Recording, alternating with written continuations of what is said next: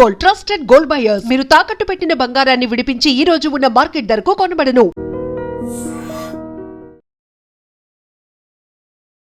Hi hello నమస్తే, welcome back to our channel. నేను మీ వైషు. ఈ మధ్య కాలంలో ట్రైన్ కింద తన పిల్లలు ఇద్దరు వెళ్ళి ఇలా హగ్ చేసుకుని గూడ్స్ రైలు కింద చనిపోయిన ఒక సంఘటన మనందరికీ తెలిసే ఉంటుంది. ఎందుకు అని ఆరా తీస్తే అసలు ఆవిడకి ఎలాంటి ఇబ్బందులు లేవు, ఆఫీస్లో ఇబ్బంది లేదు, ఇంట్లో ఇబ్బంది లేదు, వాళ్ళ భర్తతో ఇబ్బంది లేదు. పిల్లల్ని హాస్టల్ నుంచి ఎవరో చనిపోయారని చెప్పి తీసుకొచ్చి మరి వాళ్ళని కూడా తీసుకెళ్ళి వాళ్ళు మొత్తం ముగ్గురు కలిసి చనిపోయారు. అంత కష్టం వచ్చింది. వాళ్ళ హస్బెండ్ అడిగితే కూడా నా వైఫ్ అలాంటిది కాదు, చాలా ధైర్యవంతురాలు అని.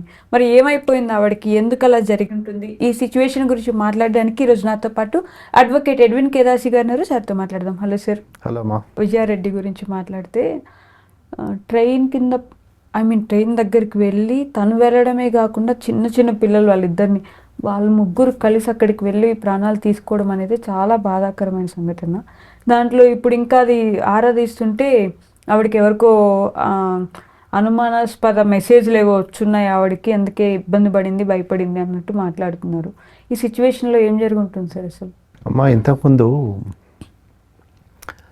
చావటానికి ధైర్యం కావాలనేవాళ్ళు, కానీ ఇప్పుడు బ్రతకటానికి ధైర్యం కావాలి అనే స్టేటస్కి తీసుకొచ్చిందమ్మా సొసైటీ. కరెక్ట్. అసలు అంటే ఎంత గట్స్ అమ్మా. అసలు తన ఒక్కతి చనిపోక ఇట్లాంటి సొసైటీలో నా పిల్లల్ని నేను ఉంచలేను, నా పిల్లలు ఇట్లాంటి సొసైటీలో బ్రతకలేరు అనేది ఇది ఒక సొసైటల్ మర్డర్ అమ్మా. ఇది ఏంటంటే తను ఐసోలేషన్లో ఉందా, లేకపోతే లోన్లీనెస్లో ఉందా, లేకపోతే డిప్రెషన్లో ఉందా అనేది that is not the question here. ఇక్కడ క్వశ్చన్ ఏంటంటే యాజ్ అ సొసైటీగా మనం ఫెయిల్ అయినాము తనను సేవ్ చేసుకోవటంలో. ఎలా సార్? అంటే తన లెటర్లో కూడా నా చావుకి ఎవరు సంబంధం లేదు, నాకే నేను ఉండలే. అదే అమ్మా, ఇప్పుడు లోన్లీనెస్, ఇప్పుడు తనకు ఒకవేళ తను ఎవరితోటైనా షేర్ చేసుకొని ఉంటే, లేకపోతే ఎవరితోటైనా మాట్లాడుకొని ఉంటే, ఇప్పుడు తనంతట తానే లైఫ్ను లిమిట్ చేసుకుందమ్మా. ఏంటంటే పిల్లలిద్దరిని తీసుకెళ్ళేసి హాస్టల్లో వేసింది, భర్త దుబాయ్లో ఉన్నాడు. పోనీ నిజంగానే ఫైనాన్షియల్ కమిట్మెంట్స్ ఉన్నాయా, లేకపోతే ఫైనాన్షియల్ స్ట్రగుల్స్ ఉన్నాయా అంటే అది కూడా లేదు అక్కడ. ఎందుకంటే she is working as a team leader and తన శాలరీ, మా విజయ్ గారి శాలరీ ఆల్మోస్ట్ ఒక 2 lakhs వరకు ఉంటుందట. అట్లాంటప్పుడు ఫైనాన్షియల్ బర్డన్ లేదు అక్కడ. మరి ఇప్పుడు భర్తని ఇప్పుడు భార్యాభర్తలను ఎందుకు కలిపి పెడుతుందమ్మా సొసైటీ? ఏంటంటే ఒకరికొకరు తోడు ఉండాలి, లేకపోతే ఒక్కొక్కరు చేదోడు వాదోడు ఉండాలి, లేకపోతే ఒకళ్ళు కష్టం సుఖం ఒకరికొకరు షేర్ చేసుకోవాలనే కదా, దట్ ఈస్ ద ఇంటెన్షన్ కదా. అట్లాంటప్పుడు భర్త దుబాయ్లో ఉన్నారు, సరే ఒంటరితనంతో చచ్చిపోయిందా అని కూడా కాదు అక్కడ.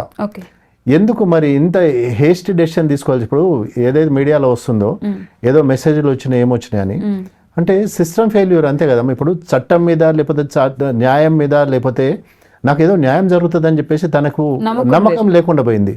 మరి ఎక్కడ ఫెయిల్ అయినాం? యాజ్ అ సొసైటీగా మనం అందరం ఫెయిల్ అయినాం. ఇప్పుడు కనీసం ఒక ఇప్పుడు ఆఫీస్ కొలీగ్స్ కూడా అదే మాట మాట్లాడుతున్నారు. ఏమంటున్నారు? తనకి ఎట్లాంటి ఆఫీస్లో కానీ, లేకపోతే ఆఫీస్లో she was very cordial with everybody, అందరితోటి మంచి టర్మ్స్లో ఉండేది, తను ఎవరిని హరాస్ చేసేది కాదని కూడా మాట్లాడుతున్నారు. అట్లాంటప్పుడు తను చచ్చిపోక ఇద్దరు పిల్లల్ని చంపడంలో తనకి ఏం రైట్ ఉందమ్మా? ఇద్దరు బర్డింగ్ యంగ్ జనరేషన్ పిల్లల్ని ఇద్దరు పిల్లలు కూడా మంచి బ్రైట్ స్టూడెంట్స్. ఇద్దరు హాస్టల్లో ఉన్న పిల్లలు ఇద్దరిని తీసుకొని వచ్చేసి స్టేషన్ వరకు తీసుకొచ్చి స్టేషన్ బయట కార్ పార్క్ చేసేసి ఒక సూసైడ్ నోట్ రాసి కార్లో పెట్టేసి కార్ తాళాలు తీసి కొడుకు జేబులో వేసి ట్రైన్ వచ్చే వరకు 1 hour వెయిట్ చేసినారట పట్టల మీద. అంటే ఎంత కన్విన్స్ చేసి ఉండొచ్చు పిల్లల్ని తను? ఎంత కన్విన్స్ అయితే పిల్లలు కనీసం అంటే ఒక ఫోన్ కాల్ చేయాలన్న థాట్ రాలేదా వీళ్ళకి? అంటే మరి మమ్మల్ని తీసుకెళ్తుంది, తండ్రితో వీళ్ళకి ఎట్లాంటి రిలేషన్షిప్ ఉందో, ఏం టర్మ్స్ ఉన్నాయనేది మనకు తెలియదు.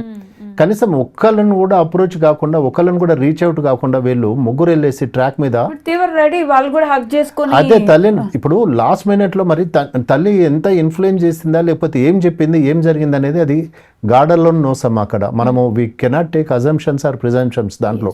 ఎందుకంటే చనిపోయిన వారు ఆత్మకు శాంతి కలగాలి, వాళ్ళని మనం ఇంకా క్షోభ పెట్టొద్దు. కానీ ఇక్కడ ఏంటంటే యాజ్ అ సొసైటీగా మనము వాళ్ళని అడ్రస్ చేయడంలో, వాళ్ళ ప్రాబ్లంని అడ్రస్ చేయడంలో ఫెయిల్ అయినాం అనిపిస్తుంది. ఒకవేళ ఇప్పుడు తనకు నిజంగానే డిప్రెషన్ ఉంది, తనకు నిజంగానే ప్రాబ్లమ్స్ ఉన్నాయి అంటే she could have reached out to people.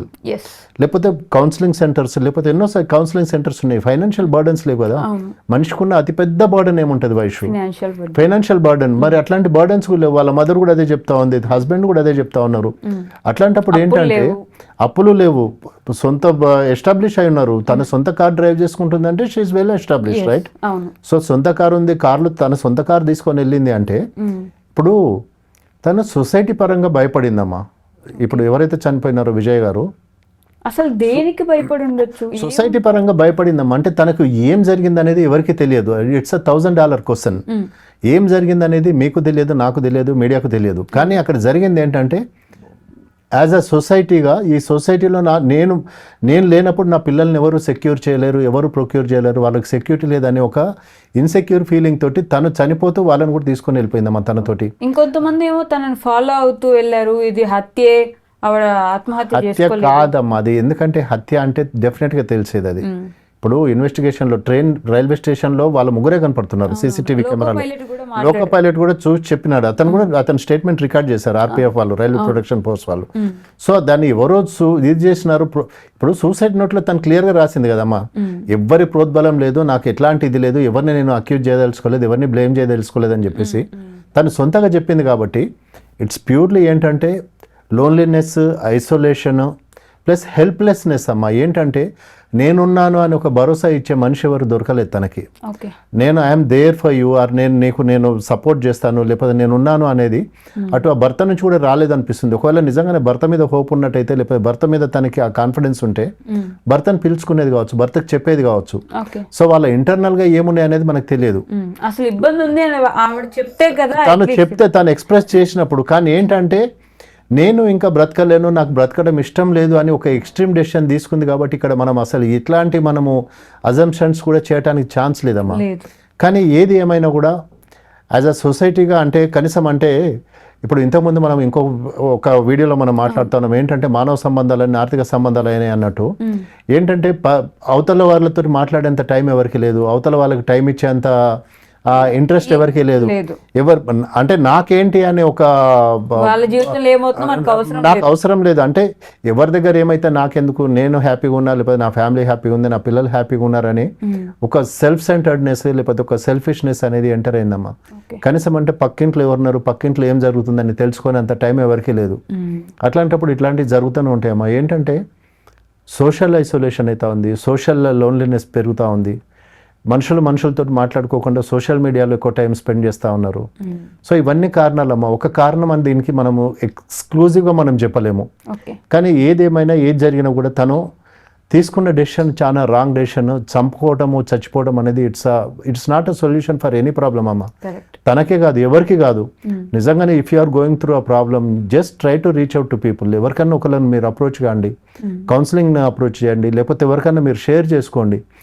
Sharing is caring or caring is sharing అంటారు. అట్లాంటిది ఎవరో ఒకరు ఉంటారమ్మా డెఫినెట్గా. There is a shoulder to lean on. But she has no right కదా ఆ కిడ్స్ ని తీసుకొచ్చి. అదే అమ్మా, ఇప్పుడు అందరు అనేది కూడా, అందరు మాట్లాడేది కూడా అదే. సరే తనకు అంత ఫ్రస్ట్రేషన్ ఉంది, తనకు అంత డిప్రెషన్ ఉంది, లేకపోతే లోన్లీనెస్ ఉంది, ఐ డూ అగ్రీ. కానీ పిల్లల్ని ఇద్దరిని చంపే రైట్ నీకు లేదు కదమ్మా. ఇప్పుడు అది కూడా మేజర్స్ కావాల్సిన పిల్లలిద్దరు, వాళ్ళను అంటే వాళ్ళు ప్రపంచాన్ని చూడకుండా, వాళ్ళకి ఎట్లాంటి ఇది లేకుండా ఎలాగో హాస్టల్ వేసారు, వదిలేస్తే వాళ్ళు బ్రతుకుతున్నారు కదా. ఇప్పుడు నీకు అంత నిజంగానే లోన్లీనెస్ ఉంది, అంత ఐసోలేషన్ ఉన్నప్పుడు అసలు అంటే ఇంకా నీకు సాటి మనిషి అనేవాడు లేకుండా పోయినాడు కదా, నీ ప్రక్కన ఎవరు లేకుండా పోయినారు కదా. అటు భర్త చూస్తే దుబాయ్లో ఉన్నాడు, ఇద్దరు పిల్లలు హాస్టల్లో ఉన్నారు. అదే పిల్లల్ని ఇంటి దగ్గర పెట్టుకుంటే కనీసం వాళ్ళ కంపెనీలో నీకు మంచి ఇది ఉండేది కదా. ఇప్పుడు తాను చనిపోక ఇద్దరు పిల్లల ప్రాణాలు కూడా తీసేసిందమ్మా. అదే that's a very sad part.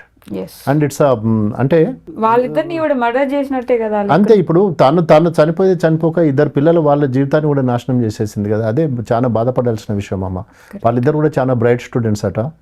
అంటే కనీసం అంటే ఒక మినిమం కట్టసేమో పక్కింట్లో ఏమవుతుంది, లేకపోతే హలో హాయ్ అంటే కూడా కనీసం అంటే తను బ్రతికేదేమో. మరి తనకి అంటే ఇంకా దాని మీద మనం ఏమి జడ్జ్మెంట్స్ పాస్ చేయలేము, లేకపోతే జడ్జ్ చేయటం కూడా మనకు ఇట్స్ నాట్ గుడ్ ఆన్ ఆ పార్ట్.